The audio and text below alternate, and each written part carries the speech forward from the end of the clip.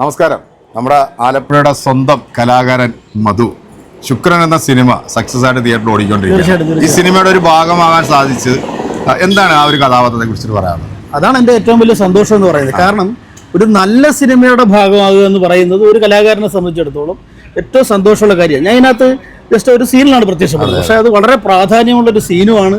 കഥയിലെ വളരെ പ്രധാനപ്പെട്ട ഒരു സീനിലാണ്. അതും ബിബിൻ ജോർജും ഉൾപ്പെടെയുള്ള നമ്മുടെ പ്രിയപ്പെട്ട കലാകാരന്മാരോട് ഒപ്പമുള്ളൊരു കോമ്പിനേഷൻ സീനാണ്.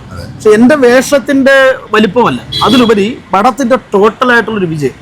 അത് സത്യം പറഞ്ഞു കഴിഞ്ഞാൽ ഈ കഴിഞ്ഞ കുറച്ച് ദിവസങ്ങളായിട്ട് ഒരാൾക്കാർ അഭിപ്രായം വിളിച്ച് പറയുമ്പോൾ, കാരണം നല്ല പടം ഇത് നമുക്കൊരു പരീക്ഷ സമയമാണ്. അപ്പൊ ഈ പരീക്ഷയൊക്കെ തുടങ്ങുന്നതിന് മുമ്പ് കുടുംബമായിട്ട് വന്നിട്ട് തിയേറ്ററിൽ ഒന്ന് കാണാം. ഇത് പ്രത്യേകിച്ച് ഒരു പബ്ലിസിറ്റിയുടെ കാര്യമില്ല, കാരണം അത്ര മനോഹരമായ പടമാണ്, കുടുംബ സദസ്സുകൾക്ക് യോജിച്ച പടമാണ്. അതിലുപരി ഡയറക്ടർ നമ്മുടെ സ്വന്തം ജില്ലക്കാരനോട് അതെ, അമ്പലപ്പുഴക്കാരനാണ്. അദ്ദേഹത്തിന്റെ റാഹേൽ മകൻ കോര.